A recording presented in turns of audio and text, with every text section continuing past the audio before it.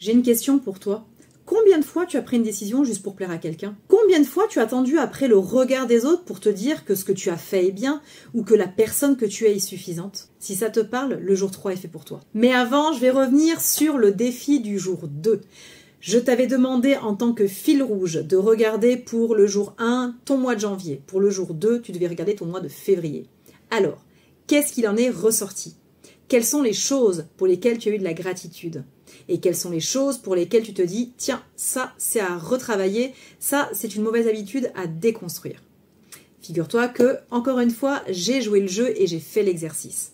Eh bien, je me suis rendu compte que pendant ce mois de février, je me suis reconnectée à ma joie. Tout simplement en ayant des moments privilégiés avec des amis. Ça faisait un moment que je n'avais pas pris ce temps. Je m'étais tellement enfermée dans mes formations, dans mes certifications, dans mon boulot, avec mes accompagnements, mes clients, que j'en ai oublié de prendre du temps avec mes amis, de prendre ces moments qui me ressourcent et qui me font du bien. Je peux t'assurer que quand j'ai revu les vidéos, mais j'en ai repris le sourire, j'en ai eu des fous rires de me rendre compte de ce bonheur que j'avais partagé. Je t'assure à quel point ça m'a énormément égayé.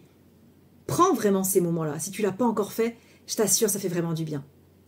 Et puis, je me suis aussi rendu compte que j'avais passé pendant les vacances de février de bons moments avec mes enfants. J'avais vraiment pris ce moment de pause. D'habitude, je ne prends pas toujours le temps. Je travaille toujours au milieu. Là, j'avais vraiment fait un stop. Je m'étais vraiment consacrée à ça. Mais quel bonheur de revoir tout ça. Mais c'est pas tout. Pendant ce mois de février, quand j'ai regardé mes vidéos et mon agenda, je me suis rendu compte qu'il y a eu une mauvaise habitude que j'ai remarquée. Alors, pas la mienne, mais c'est à travers une consultation que j'ai eue avec un client. Cette mauvaise habitude, c'est la dépendance émotionnelle. Aujourd'hui, pour ce 3e jour, on va donc parler de ce sujet puissant. La dépendance émotionnelle. Tu sais, c'est ce moment où ton bonheur semble entre les mains des autres. C'est bien souvent une douleur sourde, voire même invisible.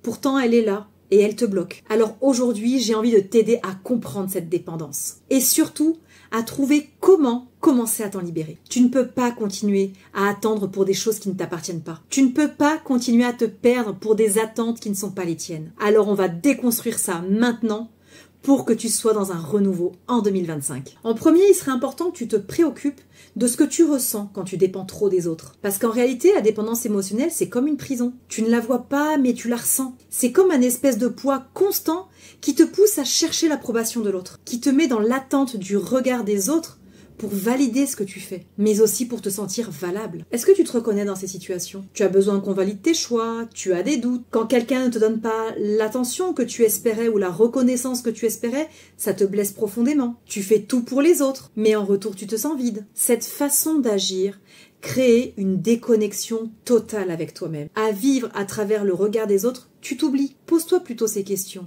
Qu'est-ce que toi tu veux vraiment? Est-ce que ça te rend vraiment heureux ou heureuse? Mais laisse-moi te dire une chose importante. Tu mérites mieux que ça. Tu mérites de te choisir. Pas eux, mais toi. Tu mérites de te prioriser. Alors si tu fonctionnes comme ça depuis longtemps, tu peux te demander mais pourquoi sortir de la dépendance affective?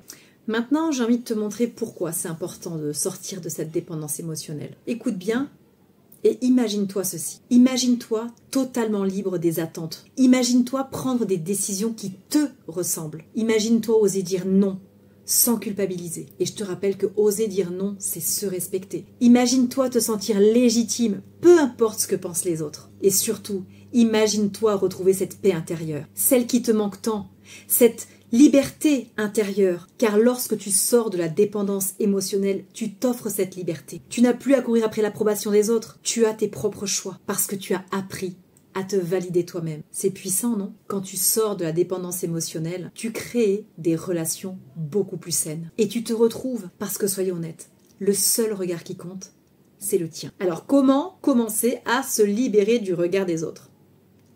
C'est pas très compliqué en fait. Commence par t'aimer toi-même. C'est facile à dire, mais je sais que c'est pas aussi facile que ça à faire. Pourtant, c'est la clé. Quand tu t'aimes, tu n'as plus besoin d'avoir l'approbation des autres. Quand tu te respectes, quand tu t'honores, quand tu as confiance en toi et quand tu as de l'estime pour toi, tu n'attends plus après le regard des autres. Pour t'aider, tu peux par exemple le matin commencer par une affirmation positive. Je vais te donner un exemple. Tu te poses devant ton miroir et tu répètes « Je suis assez ». Juste comme je suis. juste tel que je suis. Tu peux te répéter « Je m'aime et je m'accepte tel que je suis. Je suis digne d'amour, peu importe ce que les autres pensent. » Choisis quelque chose qui résonne en toi. Comme je te l'ai dit, tu peux te le répéter devant un miroir, mais tu peux aussi le soir te la répéter et l'écrire sur un carnet. D'ailleurs, tu peux en profiter par rapport à l'exercice que je t'ai donné dans le jour 2 pour éviter de scroller. Tu peux justement écrire ce genre d'affirmation. Tu peux t'endormir avec ce genre d'affirmation. Déjà, ça fera du bien à ton cerveau. Le matin, tu vas te réveiller beaucoup plus confiant. Mais si en plus, le matin au réveil, tu le fais également et que tu l'écris à nouveau, tu vas permettre à ton cerveau d'ancrer cette croyance positive, cette croyance aidante. Alors, je sais, quand on a baigné pendant longtemps dans cette dépendance émotionnelle et quand pendant longtemps on n'a pas réussi à apprendre à s'aimer, ça peut être compliqué. Mais le cerveau, je te l'ai déjà dit aussi, adore la répétition. Alors, à force de le répéter, à force de te le dire, à force de l'écrire, tu vas implémenter cette nouvelle information. Tu peux également te libérer de la dépendance émotionnelle en redécouvrant ce qui est important pour toi. Quand tu te retrouves face à une situation, pose-toi la question. Qu'est-ce qui compte vraiment pour moi? Pas pour les autres, pas pour eux, mais pour toi. Et là, ça va être important de sortir des loyautés. Parce que même envers tes amis ou même envers ta famille, ne te demande pas ce qui est important pour eux. Pose-toi la question pour toi. Est-ce que ça correspond à tes valeurs? Est-ce que ça correspond à tes besoins? Tu pourrais d'ailleurs commencer par faire une liste. Quelles sont tes valeurs? Quels sont tes besoins? Comme l'authenticité, la liberté, la bienveillance. Les besoins, ça peut être plus de temps pour toi, plus d'écoute, ou simplement te sentir respecté. Crois-moi, quand tu connais ce qui compte pour toi, quand tu sais quelles sont tes valeurs et quels sont réellement les besoins que tu as besoin d'assouvir, tu commences à t'aligner avec tes priorités. Et ça, crois-moi, ça change la vie. Une autre solution, c'est aussi de te demander si ce que tu fais te rend heureuse. Alors, avant de dire oui à quelque chose, pose-toi la question. Est-ce que ça répond à mes besoins? Est-ce que ça me rend heureuse ou heureux? Ça va te paraître évident dit comme ça, mais si la réponse est non, pourquoi te forces-tu? Pourquoi tu continues à aller dans cette direction alors que ça ne te correspond pas? Je te le redis, dire non, c'est te respecter.